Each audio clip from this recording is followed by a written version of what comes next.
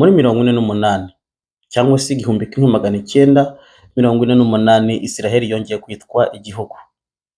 Muri 67 habaye intambara y'iminsi 6. Abari bahari icyo gihe bavugaga ko isi igiye kurangira, ariko ntabwo yigeze irangira. Ariko reka twongere kandi dusuzume turebe neza aho byaba bigeze. Ese iyi ntambara turimo kuri none iratugeza hehe? Ubu Isiraheli irimo kurwana n'ibihugu hafi ya byose biyizungurutse. Turi mu ntambara Netanyahu, Premier Ministre w'iki gihugu, akunze kwita ko ari intambara y'ikibi n'icyiza. Abantu ntabwo babyumva, ariko turi mu ntambara y'ikibi n'icyiza. Iyi ntambara rero y'ikibi n'icyiza niyo ntambara ya Armageddon. Armageddon ni intambara y'ikibi n'icyiza. Ubundi Armageddon ni ni ukuvuga ngo ni agace, Megiddo ni ikibaya kiri muri Isiraheli. So iyi ntambara rero ni intambara izarangirira neza i Megiddo muri Isiraheli. Muri geography, Megiddo ni mu majyaruguru y'iki gihugu. Ni ikibango cyakunze kurangwa cyane n'intambara kugeza mu minsi yashize, ndetse bakavuga ko n'ubu ari ikibaya kizaberamo iyo ntambara bita ngo ni final game of the world. So ibyo rero bikazabera muri icyo kibaya cya Megiddo, ni munsi neza y'umusozi wa Karumeli. Abazi Bibiliya niho nanjye ngo Aburahamu yakavugwa, niho Eliya yiciye babahanuzi ba Yezebeli. Ni hafi cyane n'ikibaya cya Jezreel. Ni ukuvuga ngo iyo tuvuye hano muri iki kibaya cya Megiddo tugera ku kagezi Kishoni, iyo tugenda tugana uburasirazuba tukinjira neza muri iki kibaya cya Jezreel cyangwa se Yezereel. Voilà, ni ukuvuga ngo aho ngaho turi mu majyaruguru ushira uburengerazuba bwa Isiraheli. Ni hepfo yaho gatoya niho dusanga umujyi wa Haifa muri Isiraheli ubu ngubu. Rero bikavuga yuko ari aho muri icyo kibaya kizaberamo intambara ya Armageddon. So rero iyi ntambara turimo abenshi bavuga ko yaba ari Gog na Magog, kubera ko Gog ari we urimo kwirwana. Ntago iyi ntambara iraba Gog na Magog. Iyi ntambara turacyari mu ntambara zisanzwe, bimwe Yesu yavuze muri 24 mu gitabo cya Matayo, avuga ngo muzumva intambara ndetse n'impuhwa z'intambara. Ibi ziracyari intambara n'impuhwa zazo, ariko ziratuganisha neza muri Armageddon. Niho zizaza kurangiriza. Amaherezo yazo y'izi ntambara azarangira ari uko ibihugu by'idini rimwe riri hafi kuzaseruka. Ubu tugeze mu gihe idini rimwe, ibyo bita Nouvel Ordre Mondial cyangwa se itegeko rishya ry'isi, rizana idini rimwe rikazana ifaranga rimwe. Iri dini rigiye gushirwa ku mugaragaro. Iri dini rero ni gute rizashirwa ku mugaragaro? Ko nagira ngo mbabwire, hagati y'ubwami bwa Amerika n'ubundi bwami bugiye kuzavukaho, buzaza bufite uwo mwami w'itegeko rimwe, ry'idini rimwe, ndetse n'ifaranga rimwe. Uwo mwami rero azabaho, kandi koko turi mu nzira kumugeraho. Izi ntambara rero ko ziramutegura kugira ngo azaze aje gukora icyo kintu no gutanga amahoro. Ubu rero azaza ari Antichrist, ariko abantu ntibazabimenya. Ibyo rero ndagira ngo nibutse abantu badukurikira hano kuri TVS yuko intambara turimo ubu nyine ni impuhwa z'intambara, ariko zituganisha muri Armageddon, muri final game, mu ntambara ya nyuma y'isi. Hakazaba rero iyi ntambara ya nyuma yo kurangiza amahanga no kuyaciraho iteka. Iyo ntambara niyo ya Gog na Magog, izaba nyuma cyane, aho ubwoko bw'Imana na Yesu Kristo bazoba bakambitse i Yerusalemu. Iyo ntambara nicyo gihe izaba. Ariko ubu mbere yuko tugera kuri iyo, reka tubanze tuvuge cyane kuri Armageddon turimo twitegurira, cyangwa se turimo twitegura kuzageramo. Iyi ntambara rero iri hafi kuza. Muri 2023 Vladimir Putin, umwami w'amajyaruguru. Ubundi Bibiliya ivuga umwami w'amajyaruguru, umwami w'amajyepfo, uburasirazuba n'iburengerazuba. Aba bami rero ko ari bane uyu munsi bari muri ground, barimo mu kibuga. Umwami w'amajyaruguru President Vladimir Putin, ubu nyine niwe uyoboye kino gihugu, niwe mwami, niwe Chief Prince of Russia. Muri Bibiliya Dusubiye cyane mu gitabo cy'Itangiriro ndagira ngo ni 10 musomye guhera ku murongo wa 2 havuga neza yuko nyuma y'umwuzure inkuge aho yituye kuri Ararat bavuga ko ari muri Turukiya, ubundi abantu bamwe barazamutse baja muri Armenia, abandi barazamuka binjira mu Burusi, nicyo gihugu cya Rosh na Meshach. Dusubiye muri Ezekiyeli 38, Bibiliya rero ikavuga ngo aba bantu bari muri Farano, abari muri Farano ari kure cyane hejuru y'ikiyaga cya Caspian. Caspian Sea ni inyanja ya Caspian Sea iri munsi y'Uburusiya, ubundi nta kindi gihugu gihari n'Uburusiya buhari. Rero bikavuga yuko muri systeme geographique na geologique bigaragara ko neza umwami w'uburasirazuba nako umwami w'amajyaruguru ari Vladimir Putin ari we mwami. Rero dusubiye muri signification de nom cyangwa se kumenya neza niba koko uyu mugabo ari umwami. Izina rya Vladimir Putin mu kirasha Vlad bisigura umwami, Dimir bisigura umwami w'isi cyangwa se ruler of the world, uyobora isi. So rero Vladimir bisigura ko ari umwami uyobora isi.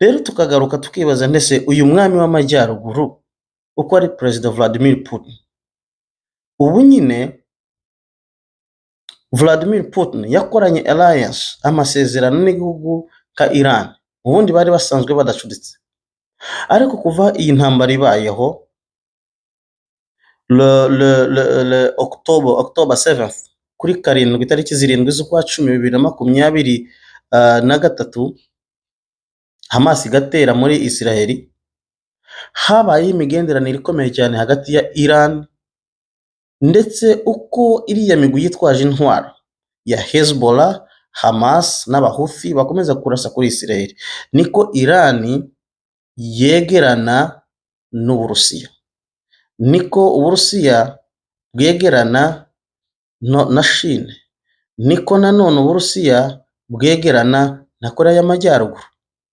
Ubu rero dusubiye cyane mu ntambara zagiye ziba intambara ya kabiri y'isi, habaye alliances, habaye amasezerano y'ibihugu, ni ukuvuga ngo kino gihugu cyaterwa ikindi kikajya gutabara.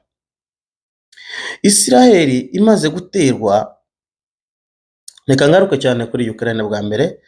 Ukraine imaze guterwa, ibihugu by'umuryango wa OTAN byaratabaye, Ubwongereza bwaratabaye, Ubufaransa buratabara, Ubudage buratabara, Amerika ibijyamo, Canada zibijyamo, bageraho ngaho batangira gucogora. Nyuma yabyo Amerika irakomeza, tugera kuri Trump ndaza kumuvuga gatoya, ariko reka maze mvuga ngo nyuma y'ibyo Uburusiya nabwo bwiyambaje Ubushinwa, bwiyambaza Iran, bwiyambaza ndetse na Korea y'Amajyaruguru, nabyo barayitabara. Intambara rero iba hagati y'amabloke n'ayandi. Intambara aho igeze kuri uyu munsi nuko habayeho resistance y'ibihugu ndetse n'abantu bwabo bagiye gutabara bita ba mercenaires. Hari abavuye muri za Amerika, hari abavuye mu Burayi, hari n'abandi bacancuro nabo bo mu rundi ruhande bw'Iburasirazuba navuga bafashije Uburusi, bavuye muri za Korea, bavuye mu Bushinwa, bavuye abo nabo barahari. So rero ko intambara ihagaze, nagira ngo mbabwira ngo iyi ntambara tureba ntabwo ari intambara nk'intambara ya mbere n'iya kabiri y'isi, ahubwo turi mu ntambara iri hagati y'ikibi n'icyiza, turi mu ntambara y'umuco n'umwijima. Iyi niyo ntambara turimo. Rero niba tugeze muri iyi ntambara, ndagira ngo mbwire abantu bumva ururimi mvuga ko ni igihe cyo gusenga cyane no gusesangura ibyanditswe kugira ngo tumenye aho isaha yo kugaruka kwa Yesu yabigeze. Dufite ibimenyetso byinshi bigaragaza kugaruka kwa Yesu. Intambara ni zimwe, ariko reka maze mvuge cyane kuri iyi ntambara. Ibimenyetso ndaza kubigarukaho. Turaza kugaruka ku mpamvu Hamas yateye ku itariki 7. Turaza kugaruka nanone kuri aba bami, impamvu kibano bami barwana. Twari tumaze kuvuga ubusobanuro bw'izina Vladimir Putin. Vladimir umwami wo mu buraruko cyangwa se umwami wo mu majyaruguru, Vladimir Putin umukuru w'igihugu cy'Uburusi, uyu izina rye risigura ko ari umwami w'isi. Rero tugiye kureba Volodymyr Zelensky uwo bari kurwana, Volodymyr risigura ko nawe ari umwami. Volodymyr bisigura ko nawe ari umwami w'amahoro. So ni ukuvuga ngo hari abami babiri barwanye. Iyo tuje mu burengerazuba dusangayo nanone Perezida Trump uyoboye Amerika.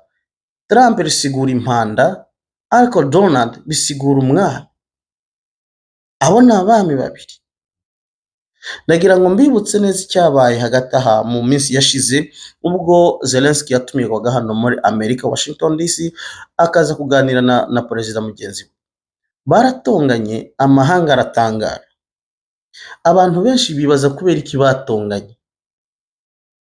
Ubundi Zelensky nubwo afite ibibazo ariko ni umwami, ntabwo yakagombye gutinya ubundi mwami mugenzi we. Baratonganye kuko bombi ni abami, amazina yabo asigura ko bose ari abami.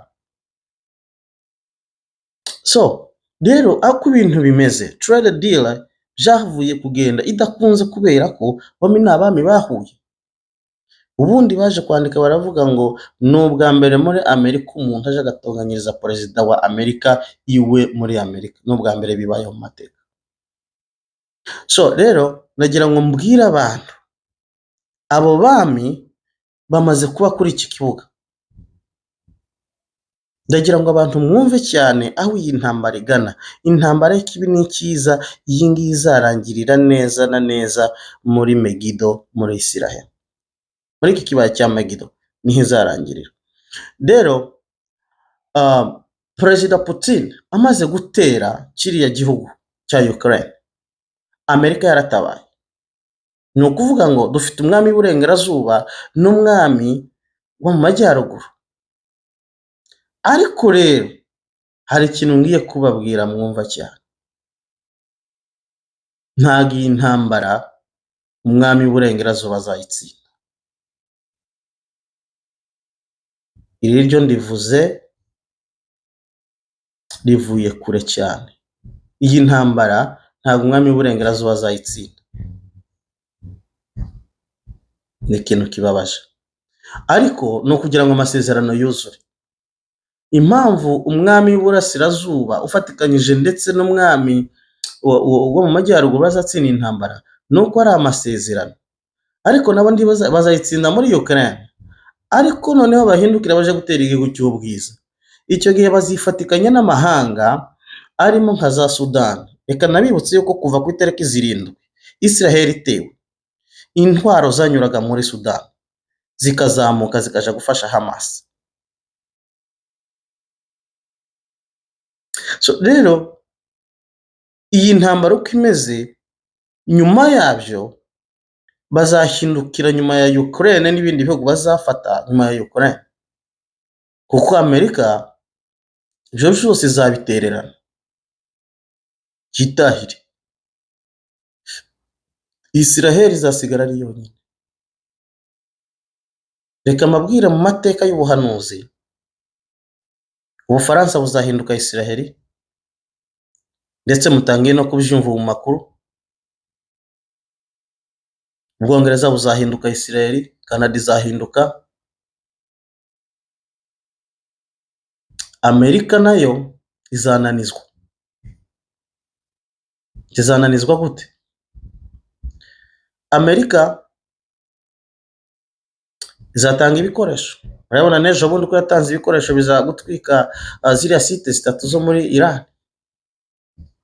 Za bitu zahagurutse zivuye hano zigenda gutwika.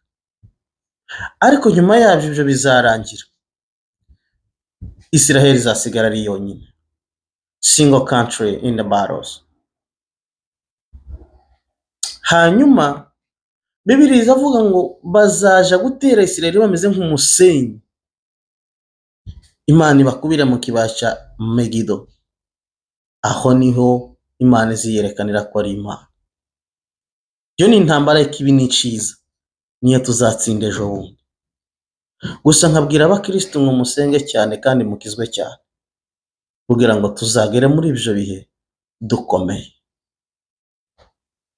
Ntabwo nasomye igitabo ngo mbereke imirongo neza, ariko reka mbabwire kimwe mu buhanuzi bukomeye Zefanaya ndakeka ari ibice 4 n'umurongo hafi 4-5, nako ni bice 2, Zefanaya ibice 2, umurongo wa 4 reka mbisome neza ahangaha kugira ngo sinze kubahenda. Ni Zefanaya ibice 2 n'umurongo wa 4 na 5. Nibyo nari mvuze ngo noye kugira icyo mbabwira kitari cyo, ariko usomye neza muri Zefanaya muri Sefaniya ibice 2 n'umurongo wa 4 haravuga ngo i Gaza hazasenyuka kandi Ashkeloni hazahinduka amatongo. Nangira ngo mbabwire rero ibihari uyu munsi kuva ku itariki 0 i Gaza harasenyutse. N'ubu ibihugu biri muri processus yo kugira ngo abanyegaza bagende baje mu bindi bihugu. Rero nimba i Gaza harasenyutse, icyo ni ikindi kimenyetso kitwereka yuko isi igeze ku maherezo. Muze kubisoma mu byumba. Nimba rero i Gaza harasenyutse, hari abantu muvuga ngo Gaza azongera hubakwe, ntibizakunda. N'ubu hari ibihugu birimo bivuga ngo bashaka gushyiraho Palestinian state as a state, gufata Palestinian Gaza ngo bayigire igihugu, ngo bayirecognizinge, ngo bayite igihugu. Harimo Ubufaransa bwavuze ko buzabivuga, harimo Canada, harimo Shama mu Bwongereza bavuze ko bazavuga yuko Palestine ngo ari igihugu, bivuga yuko noneho ngo Israel yateye igihugu. Ariko rero ibwo ni bwa buryo bwo kugira ngo bashitse amasezerano, Israel yisange yonyine, hanyuma Imana ize yonyine kwigwanirira itsinde ikibi. Dusubiye mu minsi yashize, aho Yehoshafati yasenze aravuga ngo ese Mana, si wewe Mana yonyine utegeka abami bo mu isi?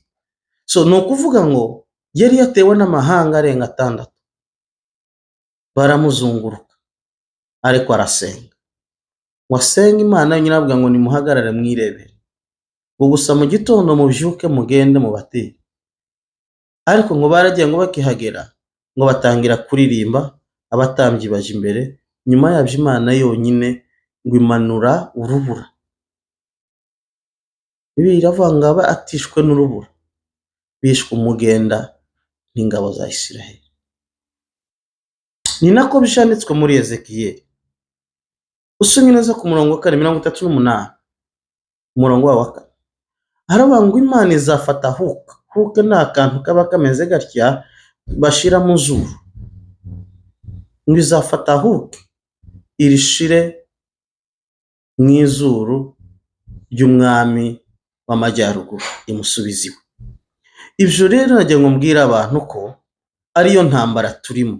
Turi mu ntambara y'ikibi n'ikiza. Ndaza mu kanya kubirambura neza, mbere ikimenyetso bigiye bikomera bigaragaza neza ko tugeze mu gihe cya nyuma.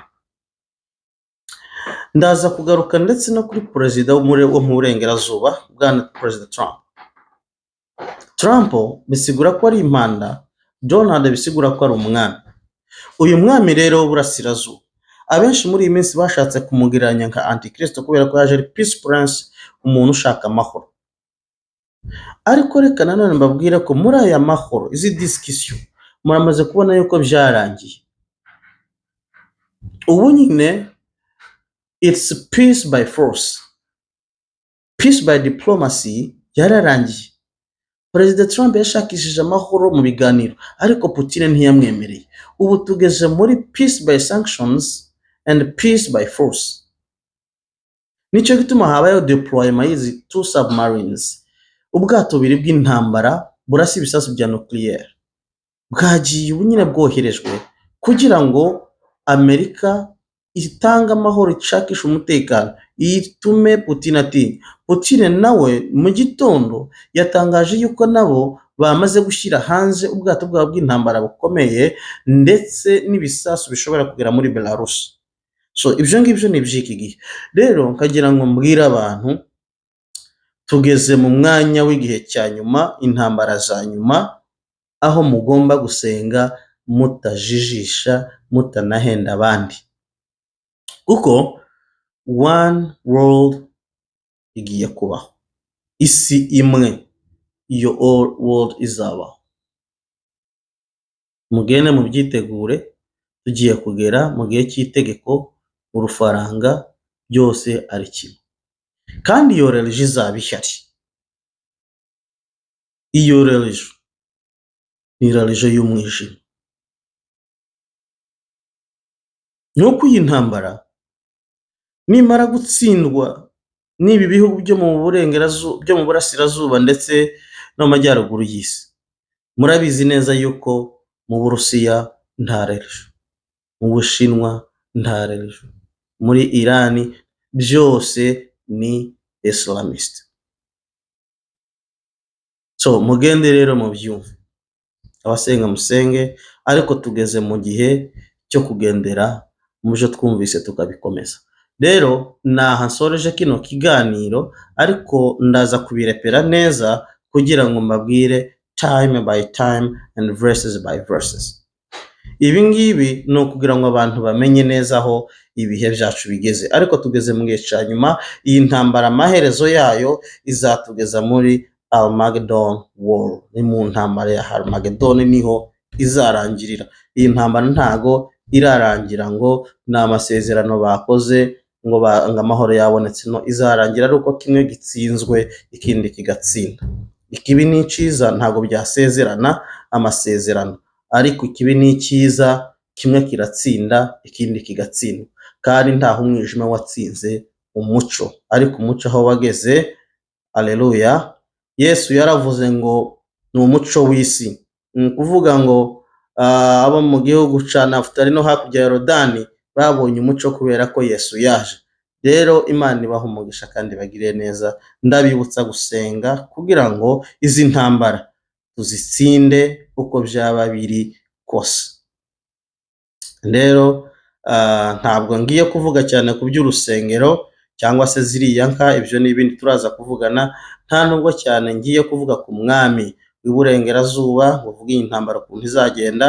Nta nubwo ndi buvuga ku mwami w'amajyepfo ndetse n'umwami w'iburasirazuba, ariko kandi ndabibutsa ko Euphrates igihugu rwakamye, ubu ni ukugira ngo rwitegurire umwami w'iburasirazuba guhaguruka.